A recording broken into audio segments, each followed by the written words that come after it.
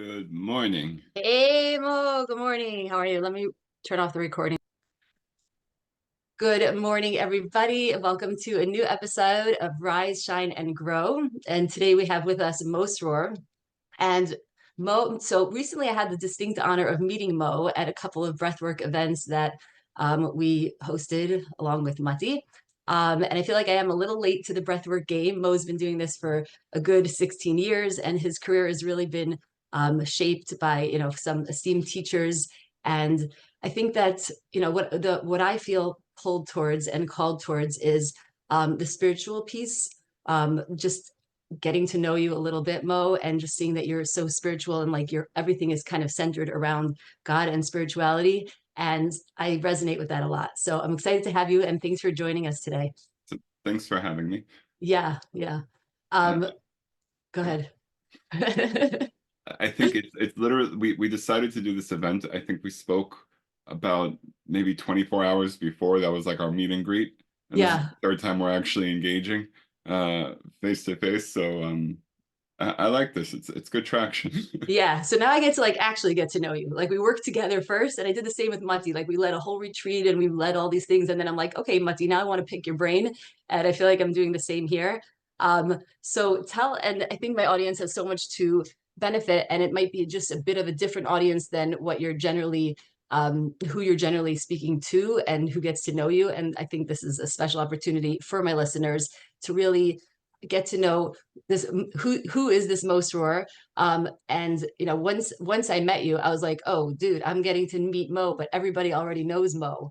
um but my So, listeners do not. My listeners, I don't think they know you. So tell us a little bit about how you came into this healing space, how you came into this breathwork space, and just a little bit about your background. so I actually really appreciate getting to know someone or getting introduced to them as a facilitator in that facilitatory role, because I get to watch them as a giver. I get to experience them as a giver before I get to experience them on that personal one-on-one. It's like, let's see how you, not necessarily how you present, but how you are willing to give over your medicine and give. So I really, really appreciated that introduction to the space. As far as me and people getting to know me, look, there's Mo, there's Moshe Chaim, there's Mara Srour that I grew up with. So there's all these different hats that I wear inside of myself, and uh, I've really just been on this journey of getting to know myself and relating to world from a more wholesome place. I grew up in Brooklyn. I grew up very like standard Sephardi SY community, but I was Lebanese. My parents really did not have a lot of money. Like I remember what that tasted like, and I generally remember what that tastes like. Baruch Hashem, over the years, my father flourished and built whatever he's built and is building. So that's like a huge bracha in my life, and it, I grew up with a lot of stuff. I grew Yeah. up a lot of like I wasn't product of the system as it colloquially is known, but I grew up a system. I grew Yeah. up a system where there was materialism and there was a lot of I felt a lot of shadows and looming, and looked at myself and scrutinized myself in certain ways. Yeah. And I experienced different traumas that shaped me, whether it's physical stuff, whether it's emotional stuff, whether it was sexual stuff, whether it was just like these different imprints that um, showed me the different melodies that I was trying to play and that I had a hard time playing. Yeah.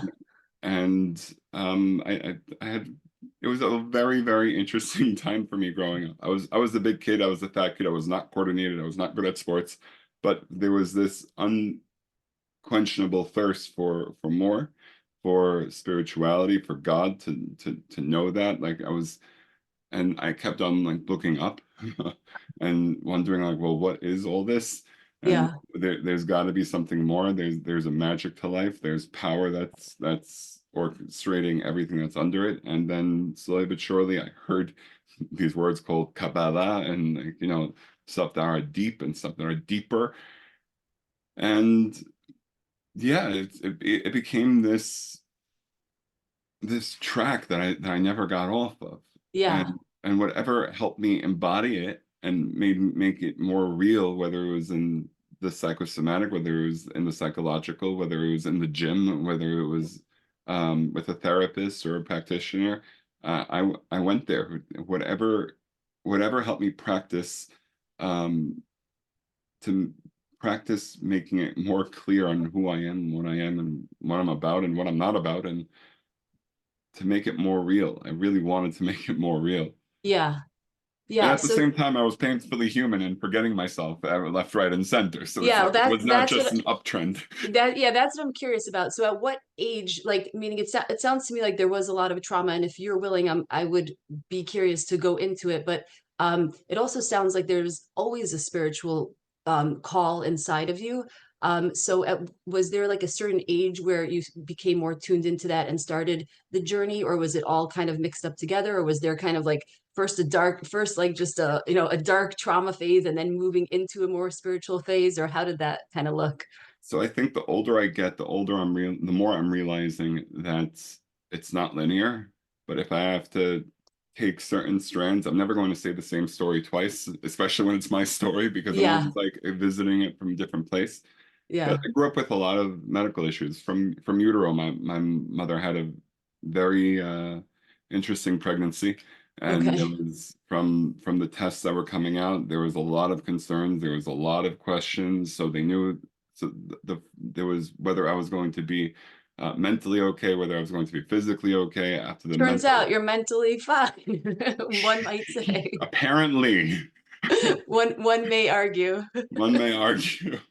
I still question that usually, but but yeah, there was. So I came into this world as into dysfunction, into this sense of chaos. Not any more, any less than anybody else. Like I'm not special. I'm just unique. Like that's how I was downloaded into this body.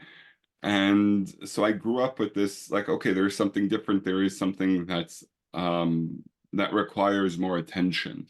So, and I was bigger than everybody else, and I had an interesting time trying to relate to other people. Yeah, And I became really clear that there was the life at home, there was a life at shul, and there was a life at school. And then somehow these things started to arc together, and they were not always the most consistent. I'm assuming in the Hasidic community, I think it's all one thing.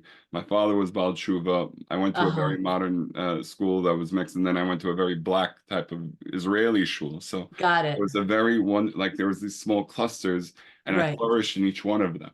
So, So but did you feel like pulled, like over here you have to be this modern guy, and over here you have to be this really religious guy, and over here you have to be, I don't know, different, something else? yeah, I Yeah. didn't realize what I was doing, but I was mirroring my surroundings, Yeah. and I didn't realize what was deeply authentic to myself until uh, until there was a nice amount of breaking, whether I was teased in one and not teased in another, and then I was teased in all three, and I was realizing, well, wait a second, so if every cluster that I'm finding myself, I'm getting scrutinized, so it must be not the cluster, it must be myself.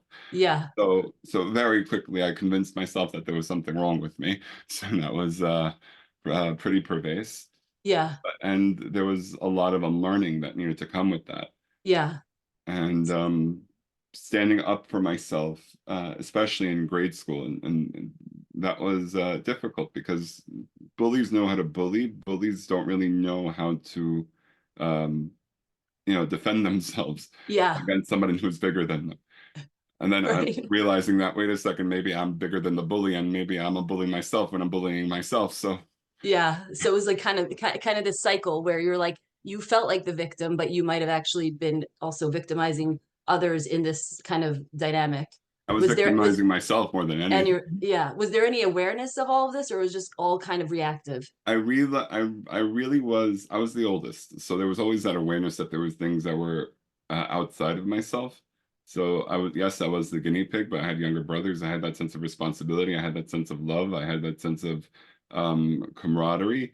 Yeah. And I was also always comparing myself to my surroundings. So Yeah. if they were more if they were skinnier than me, like I was grading myself. If they were more better at video games than I was like that's what it was. If this one was better at learning, or that one was better at basketball. Yeah. I'm thinking like, is this vulnerable, or am I Right. yeah, but this is just like, yeah, that was so much of my childhood if I could capture Yeah. it in this small little nugget.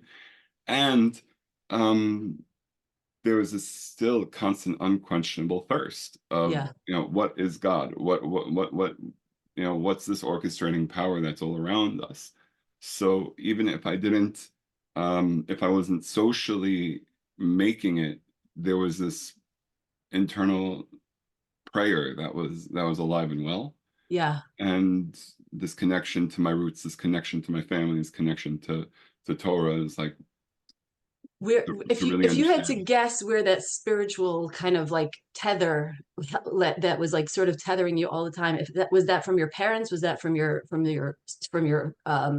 grandparents, was that from your shul, or is that just something that you knew was inside I of you? mean, it was a combination of the two. My definitely a lot of it from my mother. I say that the three things that I get from my mother are how to love ferociously, Yeah. my sense of humor, Okay. definitely hers, and my faith. Like Yeah. there's a certain faithfulness that I definitely get from her when it came to practice and really being on the up and up. My father, when he became Baal Tshuva, was really after his father was Nifter. And like Okay. that Shabbos, somebody basically explained to him that a Kaddish really isn't a Kaddish unless you Shomer Shabbos. And that Shabbos of the Shiva is when he flipped the switch. And this is a guy Wow. who did everything. Like How he old was were you? How old were you? Or were I you was I was I had just turned 4. So okay. like I was named after him, and like there was just so much I guess reverence, and it really shook the consciousness of the family. Yeah. Nothing shook it until quite like it until my grandmother, who just I think it was in 3 months, was just passed. So Oh, like wow. we're Oh, talking my about 30 goodness. years Yeah. of us working with this with with this presence that is of us and is not with us, Yeah. and also making sense of it and donating money for it and learning in his name. It's like it's a thing, and we're Yeah. Sephardim, so we're very like Right. very mystical when it It comes comes to with that. it comes with passion, and it comes with Yeah, yeah, yeah, there's a lot of fire that comes with it, and there's a lot of stern belief and simple belief in it. Like yeah, it yeah, doesn't we're not that complicated with it. yeah. It's pure. It's It pure. It's it's just it very is, and that's it. unadulterated. It's Yeah, unadulterated, like bitachon, like that is yeah, what it is. yeah, And we kept on going and kept on doing what's right. I remember what it's like to grow up with the TV on Shabbos, and then I remember when the TV went off, and then I remember when I just stopped watching TV because there was nothing good yeah. on anymore. So Did did it feel like it was something that was put upon you, or something that you were doing together as a family? both, Both. both. I remember my father was very and is very territorial when it comes to religiosity. So he's very much like very black and white, what's Yeah, right and what's wrong.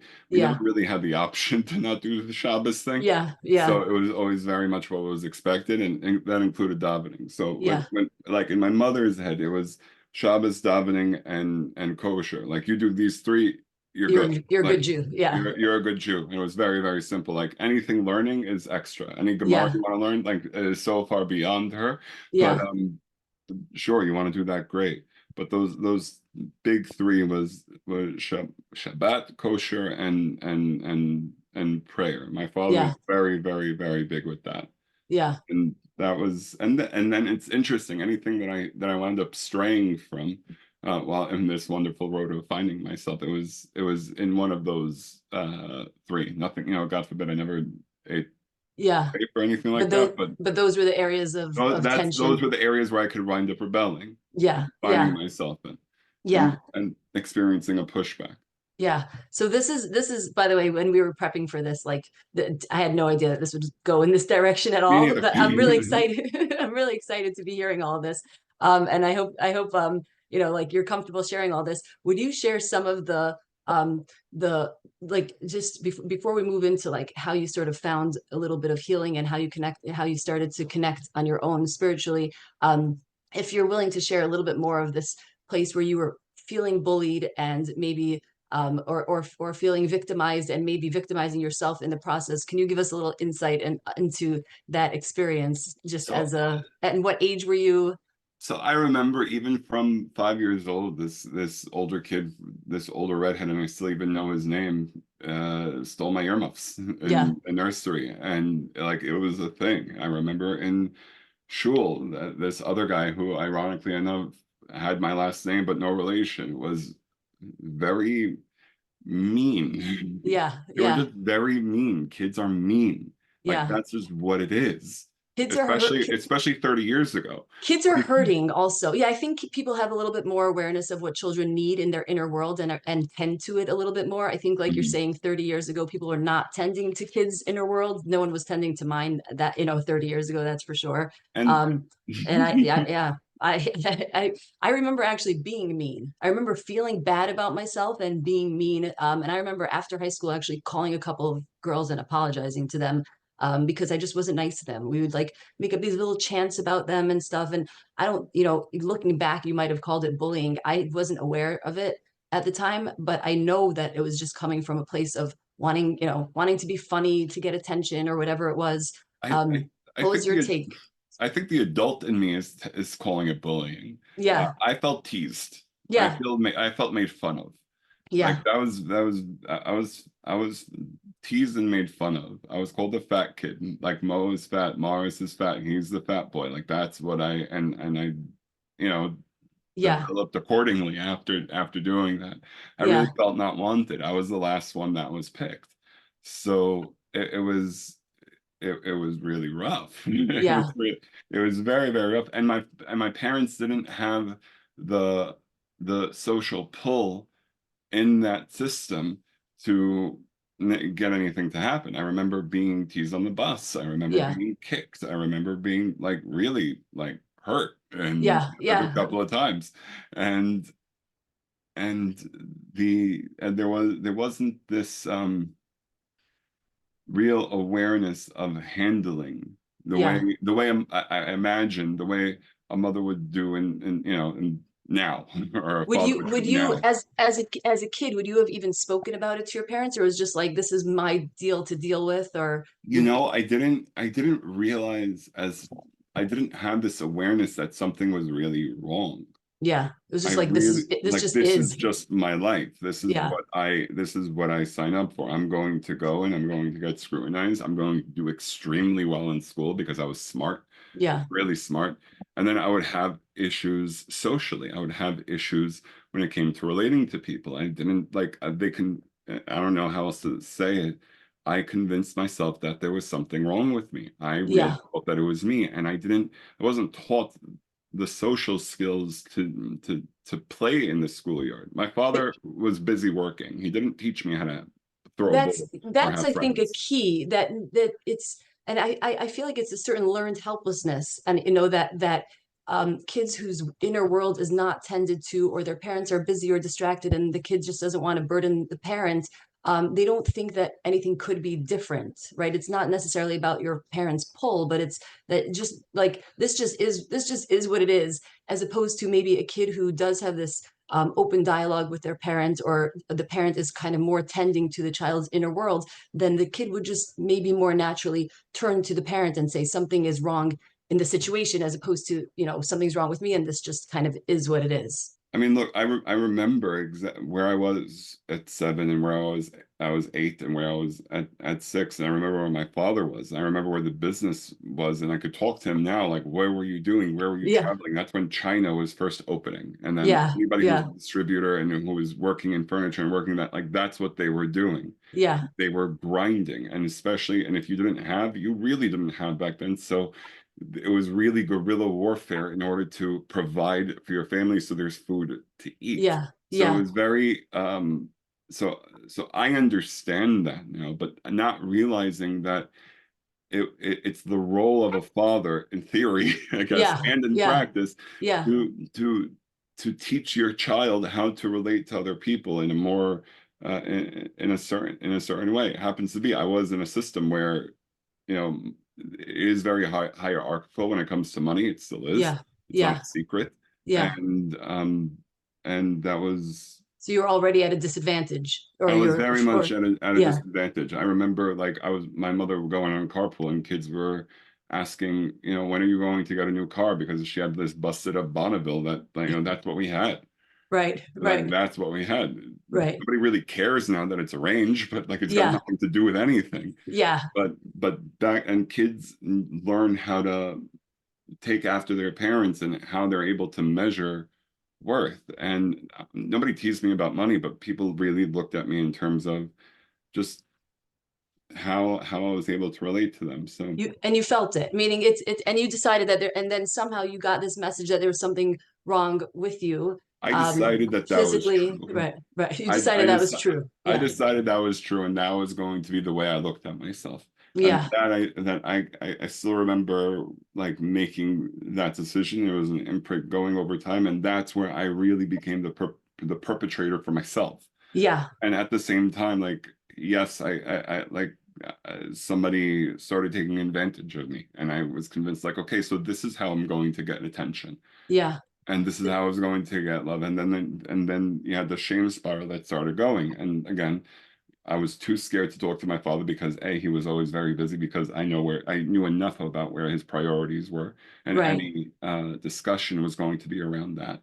My mother's prime focus was going to be my younger brothers, who the younger ones were 4 and 5 years younger than me, and they were Yeah, the more coddled ones because it's just what it it's was. just the way it is. The oldest just has to be the adult. That's it. Yeah, Yeah, and at the same time, I was finding my such an amazing time, like playing pretend, yeah, whether it was yeah, in TV, whether it was trying to learn, whether it was just trying to understand.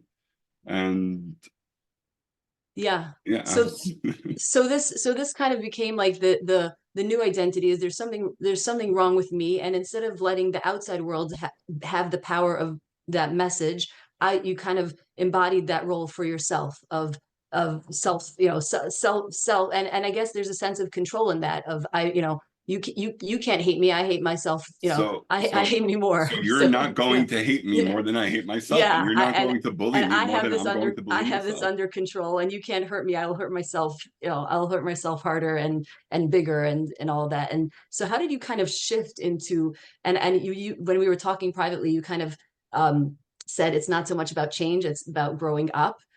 So how did you kind of shift into a place where you decided to not reject yourself or not be the master of self-hatred? How did I that mean, even look, shift? I did that for I first I want to give credit, like I did that for years. I did Yeah, that as I was getting kicked out of schools, and I dragged my mother into it because she was uh, an extremely loving, beautiful mother who didn't always know how to work with my own hell yeah, that I was committed to, yeah. and I dragged her into it as well. Could I just pause and say this to our audience, which is, I think you said something so beautiful, which is that our parents, could be the most amazing and incredible and loving people and just not know. And, so when we talk about our hurts and our traumas and things that happened, through not having that, that healthy relationship with our parent, where it's not about blaming the parents ever. And I love how you just said that, because it's not about blaming the mother. But in the end of the day, it's kind of just was what it was. Yeah, I still apologize for stuff that went down when I was 12. Yeah. And like, and you might look at me like, well, what the hell does a 12-year-old know? And it's like, you're right. I don't like, I I don't know. absolutely nothing. Right. But I was so committed to just, I was raging inside. And then I think it stopped, I want to say my sophomore year when I was about 16, where I kind of just started having a little bit more friends Okay. and started connecting and allowing myself to connect with people that were older than me, people that were younger than me. I would have really amazing summers. Yeah. Um, where I have some mentors, but I still was on this path of trying to find myself. It really, I want to say it really shifted when I went to Israel. It really Yeah. shifted when I got out of, it didn't end, but it shifted. So when I got into this work, into like good trauma therapy, into inner child work, into Yeah. breath work, into men's work, into like saying, wait a second, like this spinning that I'm doing, is extremely immature and vicious, and it's not doing anything for me. It's not Yeah. building anything for me. And the pivot is really going to be when I allow myself the courage to look into the mirror Yeah. and see myself and see what the hell I've been doing to myself. And I really wanted it to stop. And I Like, so didn't you like know how to saw stop that it. self trauma through, like you saw it through until it had nothing more there for you. Like, because at some point it was certainly serving some purpose, right? Even in its unhealthiness, and even though it was, this fake kind of world that you were falling into, at some point it just stopped serving any purpose whatsoever. I mean, so you know what? My wife was telling this to me the other day, and she was listening to another podcast where when somebody is molested, it's not that it's not just that they are molested, it's that their sexuality was molested. Yeah. I said, you're absolutely right. Like, yes, my sexuality was molested, I was molested. And then for some of us, we start not only if we suffered physical abuse, we start abusing ourselves. If Yeah. we suffered sexual abuse, we start abusing ourselves. So Yeah. I was very much molesting myself for years. Yeah. And I'm sorry if that's hard to actually hear for some people, but like that's just what it's true. Like so much of the cockamamie things that we go into, the spinning that we do in our heads are masturbatory and are you know they don't serve us. Yeah, yeah. Even So though even though in the moment they feel like they do, and it's sort of probably some sort of protective, some kind of protective measure to stay out of the pain. But at some point you were able to just look in the mirror and say like, this is a wheel towards nowhere, or this I is a think cycle towards I nowhere. think it was really getting the right help. Brooklyn 20 years ago, nobody knew their anything about this. Yeah, Nobody knew how to guide me where I needed to go. It yeah, was really something outside of the local wheelhouse, and it was really going somewhere else. yeah, And when the second I got to Eretz Yisrael, I still remember like walking in Yerushalayim and saying, I need to figure myself out because it was the first time I was dorming. It was really the first time I was away from home. yeah, And that's when my world started like really encroaching on me. It's like, okay, if I don't deal with this, I'm going to have a really, really rough time. yeah. So I called a friend of mine, and I still credit him, Yossi Ben Shushan. He was, one of an older brother type of guy for me, and him and his brothers. And I said, listen, I need some help. I need Wow. some way to figure myself out. Were you He's able like, to well, confide in him, or you just kind of said, I need I help? didn't have to tell him all the nitty gritty. It's like we knew each other where I could give him the bullet points. Like I need someone now to deal with Yeah, like X, Y, and Z types of trauma. yeah, And he's like, this is who I want to go to convince me that I'm not crazy. yeah, And yeah, then he gave me a number, and he was a very, very busy person. He's the kind of therapist where you got an appointment, you take it. yeah, yeah. Did. And I And this heard was in Israel. This was this as you is got to in Israel. Israel, Yeah. and I never looked back. Like, and from my first therapy session with him, he did a split between the adult, the inner critic, and the inner child, and my world was blown open because Yeah. I was in such a multidimensional headspace, but nobody was there to help me make seder of what was going on. And all Yeah. of a sudden, he gave me first principles to deal with the chaos that was going inside. Yeah. Once I had that, like So I he was able to kind of introduce you to the reality of this inner child and the hurts that were, or the burdens that you were kind of yeah, carrying, and meet you there, which is really impressive for, I was speaking to some clients now who are in their 30s and 40s who said that they did inner child work 10 years ago, or 15 years ago, and they had no idea what was flying. Like they weren't able to really even look inwards. They were so embodied or enmeshed in their, in their parts. And again, I'm mixing kind of parts work and mhm. inner child, but that even as the therapist tried to facilitate inner child work, they weren't even looking inward. And I think that there's certain, and then I remember like my first therapy session, it wasn't therapy, it wasn't inner child work, it was actually just regular talk therapy. And I remember sitting there and saying all the right things and, being completely non-vulnerable and just saying exactly what I thought the therapist wanted to hear, and getting absolutely nothing out of it. And again, I don't know if that was kind of like a flaw in the So therapist's ability to get me there, but it's pretty amazing that at 18 or 19 or whatever age you were, you're able to do that and be vulnerable like that. so I remember when I was 12 to 15, I saw a therapist. Yeah. And I have to have a karatato for him for where he was then. Yeah. Now, as I reflect it as a practitioner, as an adult, You're like, what I was was like, that? What what were was we like, doing there? really, what was that? Like, Like, where was, what was I paying you for? Yeah. and but again, a sincere hakarasato for what it was then. So I knew what it was like to talk, and I knew what it was like to talk in circles and to revisit the same issue week after week from when I was 12 and 13, and realizing I'm not making any progress. Yeah.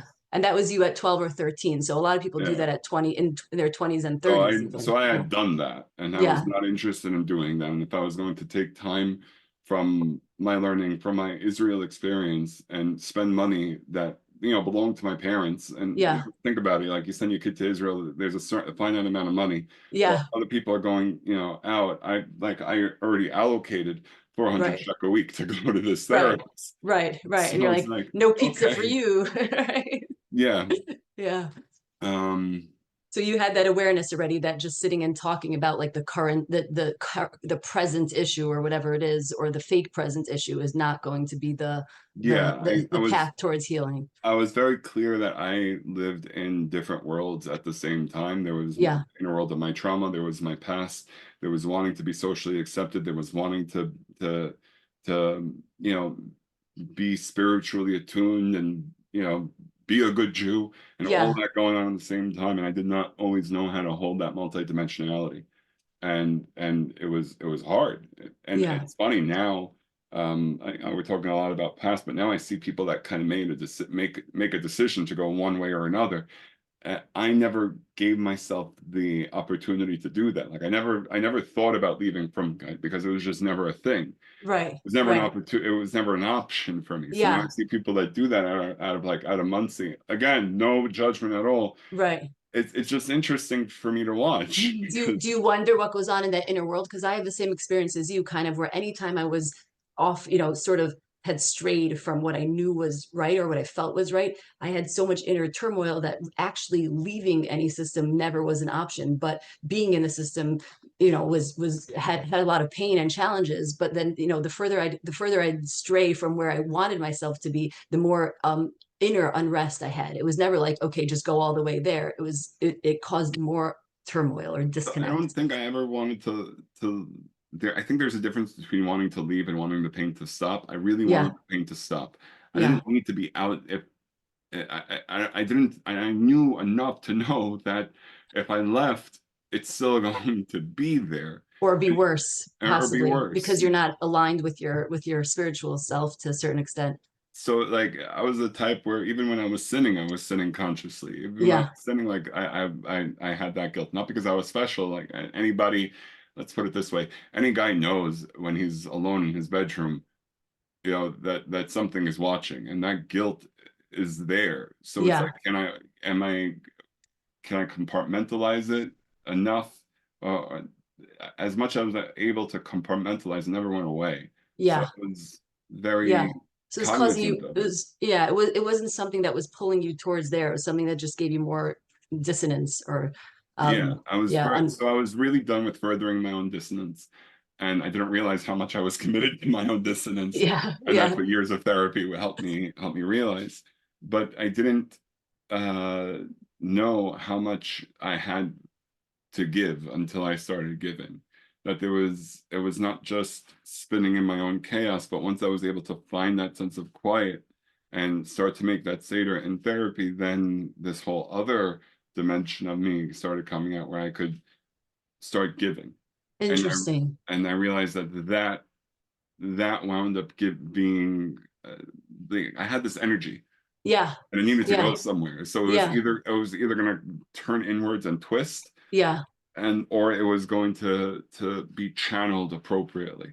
Interesting. It's so interesting to me as somebody just as I'm hearing this, like when I speak to, practitioners or healers or therapists or whatever it is, I always feel like that there's like a certain obvious because I have it and so I project it onto anyone else, like a certain obvious, like this is just the natural progression of my life as you become a giver. I grew up in a family of just givers, a cure family where our Mhm. whole thing, our whole like persona like our whole reason for being is to teach and to give and to share and to help, and that kind of was natural to me. And I'm curious how was that alive in you, let's say before your therapy started, looking back when you were 12, 13, 14, did you have that sort of natural give, or you weren't aware of it?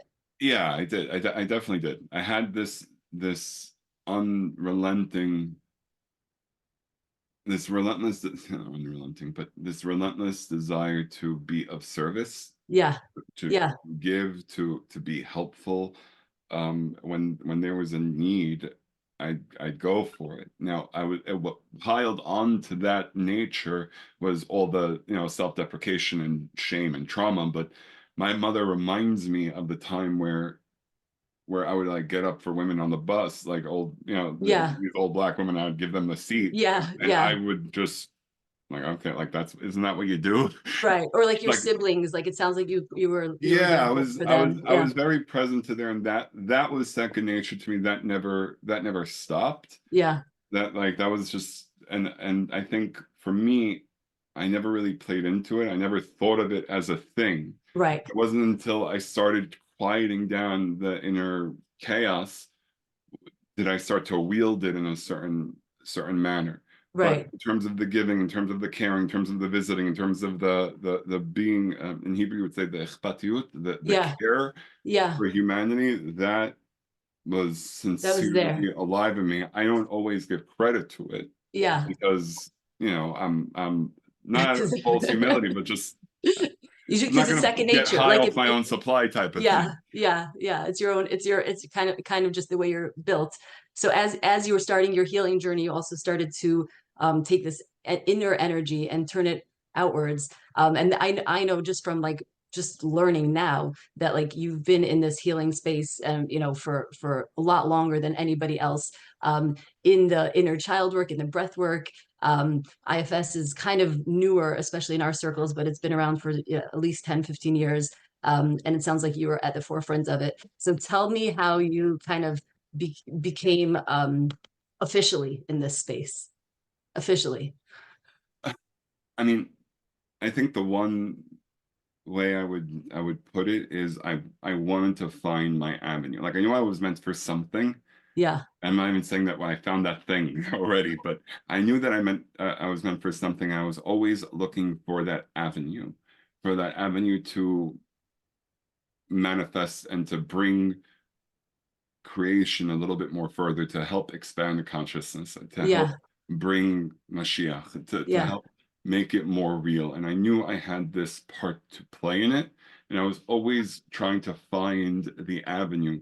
Now, sometimes I convinced myself it was by learning Gemara, Rashi, Tosas, and right. for a lot of times it was, and Yeah, I was able to. And then when I made sure, Baruch Hashem, that I'm able to do that, great. But that didn't wind up feeding me in the way that I wanted to be fed.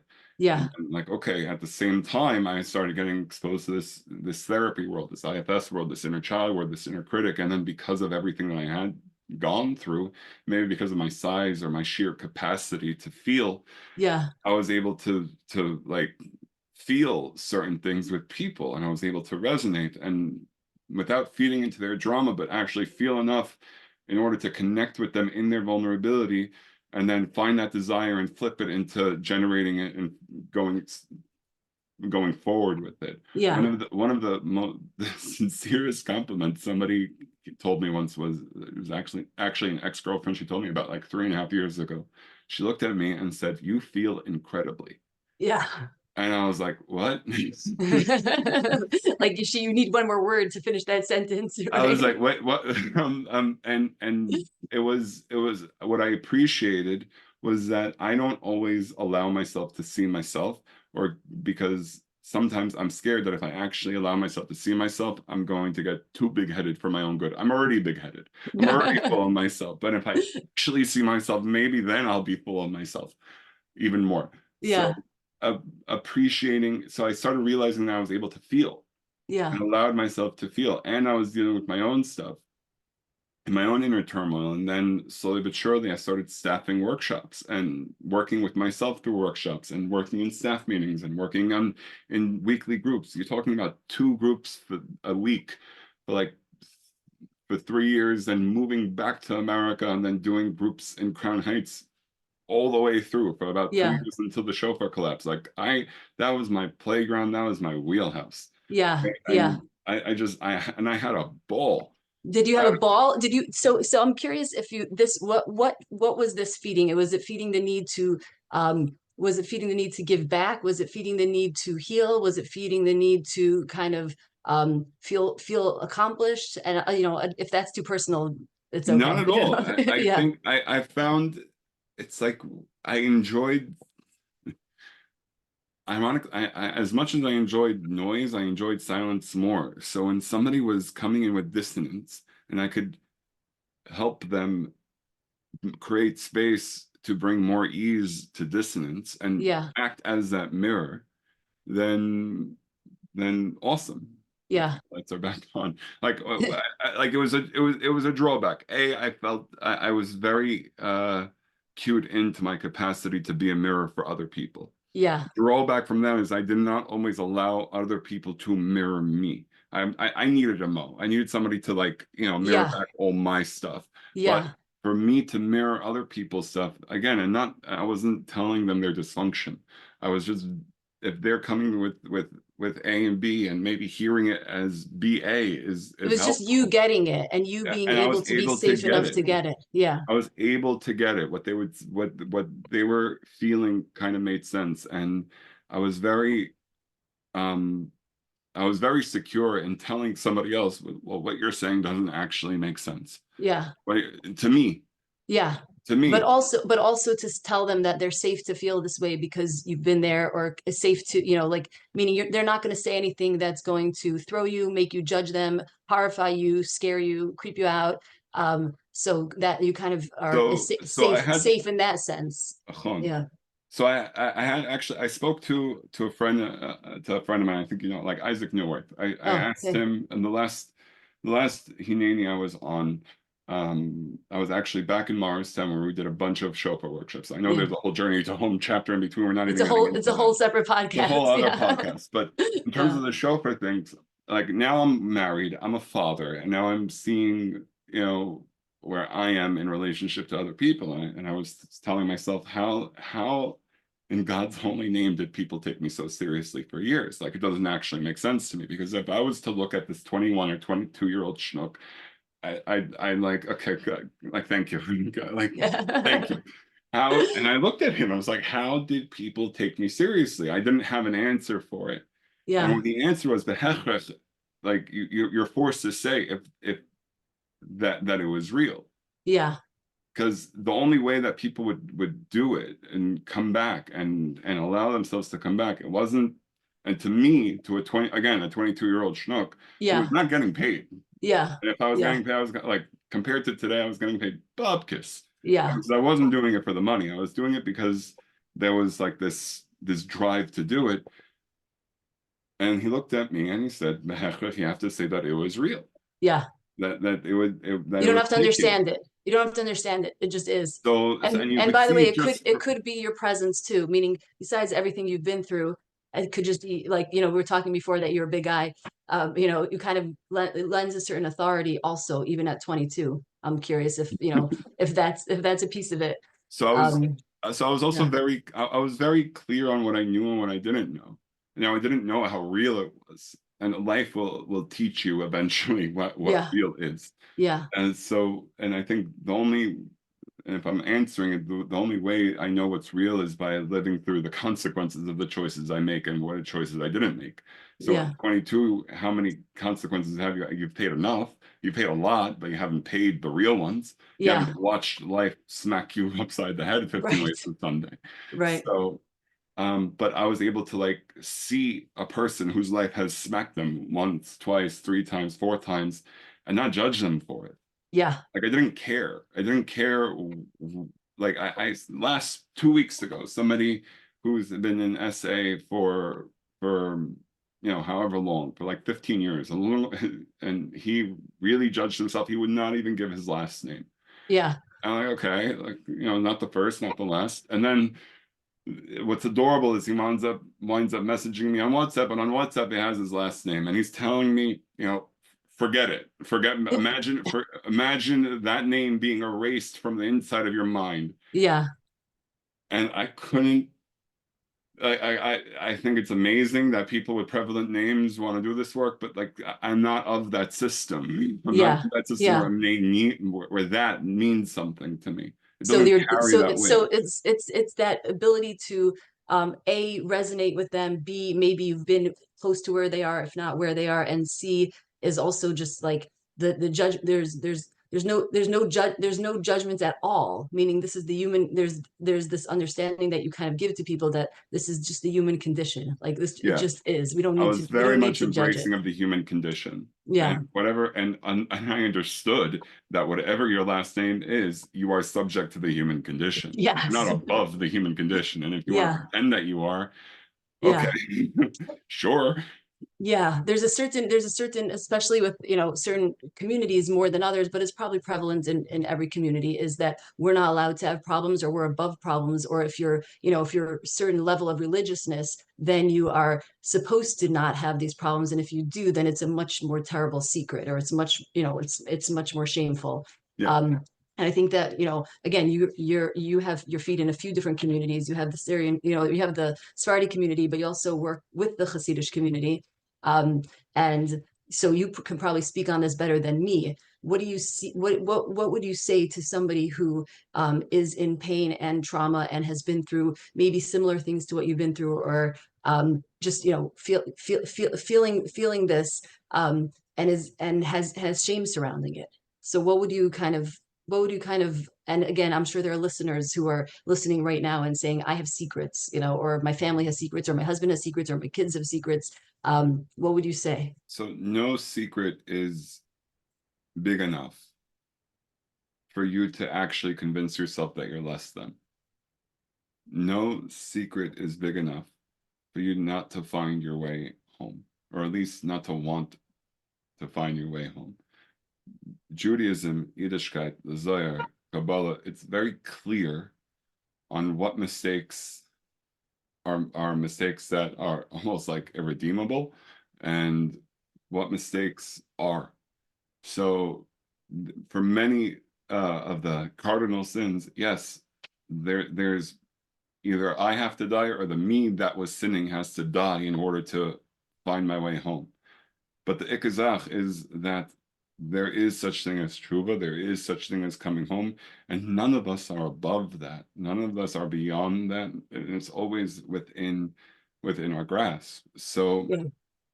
so you're so much more than enough than you've actually allowed yourself to experience. Yeah, yeah. So tell us a little bit about. We're actually almost at an hour, which I'm shocked to see that. I like to keep these within an hour.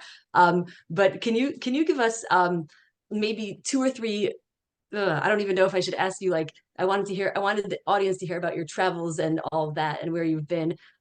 Maybe a nugget that you picked up from different places along the way. A couple different travels, a couple different nuggets. Okay. That might So be too hard, but so try. let me I'll say it. Um I'll say it like this. I've been to Meron. Okay. I visited Rashbi, and there is a wisdom in the esoteric, and there's a wisdom in the Zohar that is applicable to everybody wherever they are, and one must simply just search for it. I've been to the Kotel, so wherever you are, whether it's at 12 a.m. or 2 a.m. or mid-afternoon, there's always a book there to say a Kapitza Tehillim, to look up and find your way to Avinu Shebashamayim. I've also been to the Far East, where they don't even know what a Jew is, And the Baal Shem Tov teaches that even in those places, there is a reason why a Jew is there, and it could be just to simply say Asher Hakol Niyeh Bidvaro. Where else? Dubai. I've What's also your been to takeaway from Dubai? Dubai. Okay, hey, come to Dubai. Dubai is wonderful because I was actually in Dubai during Ramadan. Dubai was this extremely beautiful place with Western culture and the non-politicized Arab culture kiss. So it's like if they actually point it in a constructive direction, Yeah, they build up, and it's like, well, okay, like yeah. that was actually really, really cool, That's really, really interesting. cool. Yeah, you had mentioned that on when we were preparing, and I kind of like that struck me because it's like the only non-radicalized Muslim state, and this is what you get. Yeah, right. No, it's like that. It's huge potential when you're not sticking your nose where it doesn't belong, and you're really focused on being productive, then Yeah, it's extremely productive. yeah, yeah. Nobody like it's like don't bring your politics here. Just build Yeah. up, And again, we build don't up. necessarily have to have this like materialistic drive, but it's just cool to see what could happen when you're leaving, religion and politics out of it, and you're just go, kind of Yeah, just kind of building. So that was kind of cool that you pinpointed that. So let's close with somebody who maybe is very unfamiliar with the breath work and the healing and this healing space, but they do maybe send some sort of unrest or dichotomy inside of them, and kind of speak, and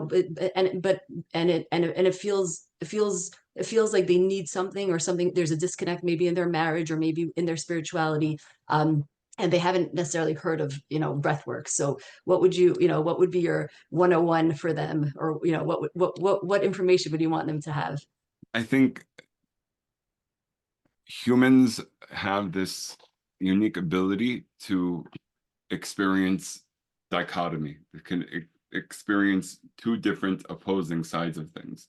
We experience the light and we experience the dark. For some reason, this has never happened. It's Lights giving are us a going light on and off. show. I'm Yeah, giving I you like guys a light show. it. It's been going it's on and off. So we it's cool. experience both of this. I experience the inhale and I experience the exhale. So until I'm actually humble enough in my own humanity to realize that it's not all going to be one color, and I could hold the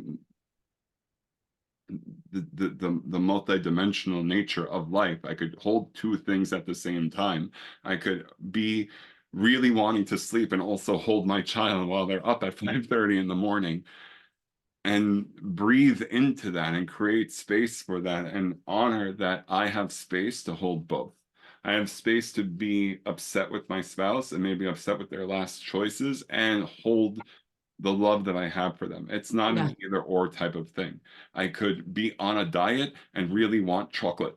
yeah, yeah, It's not yeah, going to be either or, and neither of them is, one doesn't invalidate the other. yeah, So breathwork is that space where I can actually allow myself to exist with the different, sometimes opposing desires inside of myself. We yeah. have the chesed, we have the gabura, we have these different things inside of us, and we are the ones that experience it. Yeah. So I could be okay and I could feel pain, and I could also, right. And I could also be aware of that pain and still be kind of okay. And I definitely Precisely. experienced that in your breath work, specifically. Um, and I think that's the power of it, is kind of unentangling ourselves from allowing all of it to embody us completely and sort of stepping back, being the one that's aware. So I am okay and there's pain, and I can feel pain, right? And that's I think a great takeaway and starting point. Any other closing messages, books that you like that people should read, or Um, I don't know, anything? I mean, look, I think I have to. I will say that I don't know when this is going to get posted, but last night was, I think we all came out of Shabbos with what happened with in Eretz Yisrael with Iran and all that. Yeah, And I don't know how your system is, but like my everything wound up being very, very tight, and I found a very like similar fight or flight type of sensation that I had after October 7th. Yeah. And then it was not as bad, but I started realizing that I got some, call it PTSD or something, like just very real emotions around it. And two or three things that I realized was it's not October 7th, it's not 6 months ago, it's like it's now, it's not Right. the same. Yes. Not, yes, it doesn't happen in a vacuum, as everybody likes to But it's not the remind same us. thing. Yeah. It's not the same thing. So I can orient myself to reality. I could ground myself, and I could also acknowledge my fear. Yeah. And I could keep on going. So like that is something that I was very attuned to. Like Yeah. I experienced that anxiety. Like I heard something in shul and I booked it home after Yeah. Havdalah. I'm like, go to my, like, so what happened? Like, cause I Yeah. know her and I know she would already know. So, Yeah. so what happened? And we spent like, no, pop, pop, pop, pop. I'm like, not, and I'm, as I'm walking home, I'm realizing, that there's nothing that you're going to be able to do. Yeah. You Yeah. know that all this is your own cuckoo that's showing itself. Yeah. So Yeah. so there is that part of me that acknowledges it as I go. Yeah. And then I realize, yes, this is my anxiety. This is my own post 10/7 Yeah. head and feelings going on. And I could honor that and I could breathe through that and I could exhale and like, okay, then what is my next life affirming choice? Yeah, yeah, that's amazing. I mean, I had like kind of the opposite experience where I was actually in Israel for 10/7. So Oh, um wow. it was kind of very, very, very, very real to me. And then it was actually too much. And I kind of just like numbed it out to the point where I would like, cry to Hashem, like, why can't I cry? Because I really numbed it. I really numbed it so much. But yesterday I actually just felt a lot of joy. I felt like, we're at this point right now where nobody's helping us and we really have to turn to Hashem, and we're able to just see, we're not relying on the West, and we're not relying on we're not relying on anything. We're not relying on Biden, that's for sure. And so it's, we don't really have friends. Um, and so we're, pressed against a wall, and Jews do great when they're pressed against a wall. Like this is when we, this is when we get close to one another and turn to God. And so to me, it was like, okay, this is a moment where we do not have support, and we're just going to be, it's just ein lanu al milhi she'ein ela avinu. Yeah. Which was, I felt kind of I had kind of the opposite experience where there was this, a little bit of like joy, and maybe, and Pesach's coming, so maybe this is just the beginning of the Geula. He's so lucky.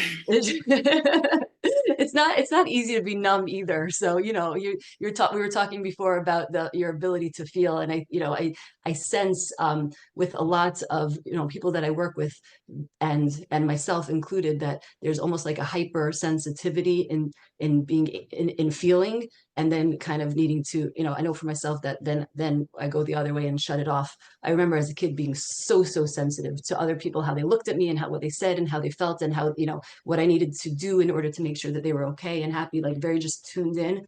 I see that with my son, and I see that with a lot of, of clientele, but also with a lot of people in the healing space, is that they have this extra level of sensitivity. But then I also just go, 180 and just kind of able to block it out, which is Yeah. not a great feeling. I think It's not it's great. it's funny. There's a whole other energy of you just keep on going, and I think one of the pitfalls of the space, and I know we're getting like over time, is that I Yeah, guess well, once I we'll find crop it. But meanwhile, we're chatting, so once I let's finally leave it. learn how to feel and immerse and be, then I have to like get off my butt and go. And go. I had a client last week that like he's a divorced guy and 3 weeks into his second marriage. Okay. So it's right about now that his said that that blender inside of his head starts running. And I'm like, don't even try it. Don't Yeah. even go there. Just you keep on going. Yeah. He's like, yes, you keep on going. Like there's nothing There's that's to be nothing there gained. for you. There's Right. nothing gained. There's nothing there for you, right? And I think, I could speak after 20 years of marriage, and a lot of, ups and downs and pain, and all of that, which is that at the end of the day, marriage for sure is about being able to just stay focused on the good, just just staying focused on the good. There's plenty of not good everywhere you look. We could all find, we could all find. If we're And again, honest enough. yeah, I'm not talking about, unique situations, but I'm talking about the average, the average two people who are married. There's plenty of not good, and if we could just stay focused on the good, and that doesn't mean denying our own feelings, right? We can feel our feelings, but that also doesn't mean I need to reject you because of some part of you that's not perfect. That's just going to be. I remember I was actually in this room, I think like a week after Sheva Brachos. And I remember like Friday, and I was grading myself like from here to Zoom, and like my wife came, and again, we're newlyweds, and I'm just trying to like figure out which way is up. I have no idea what I'm doing. Yeah. Not that I do now. And like when we had this conversation, and I shared with her about grading myself, and like how she's grading me, and she's like, look, if you were being graded, you'd fail. Yeah. So nobody's grading you. And what's Yeah. fun about this is that if I was being graded, I'd fail. So Yeah. nobody's grading you. Yeah. And That's interesting that you use that term. And I think that it's such a great term for us to just go about, to kind of help quiet that voice inside our head, is instead of trying to quiet it, just, who's grading, right? Just like who's giving out the grades, and like just kind of asking that question can sort of bring us back to the present. And the answer is absolutely nobody. Yeah.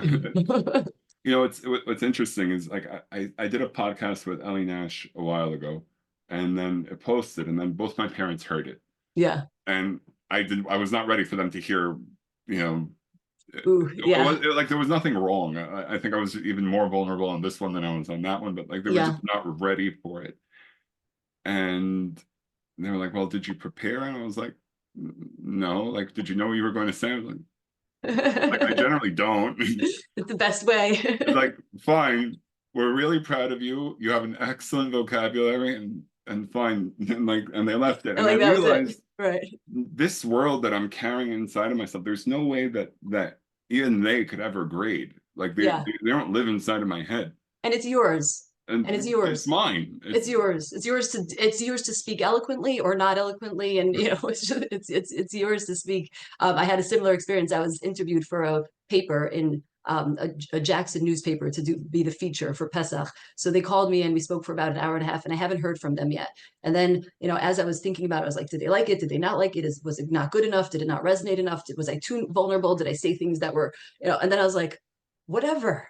I spoke from my heart. I spoke from my heart. It's mine to say. It's theirs to decide if they want to use it or not. And I just kind of like made so much peace surrounding it, which is it's mine to say well or not well. It's mine to speak. It's mine to speak eloquently. I felt at the time that I spoke MS and from the heart, and there's nothing more there. Yeah. That's it. Yeah. All right. So thanks so much for being on. I know I kept you a little longer than we expected, but I think every bit of it is, useful, and at least if not useful, at least enjoyable. So we'll share it out. Thank you so much for having me. Thanks for being here.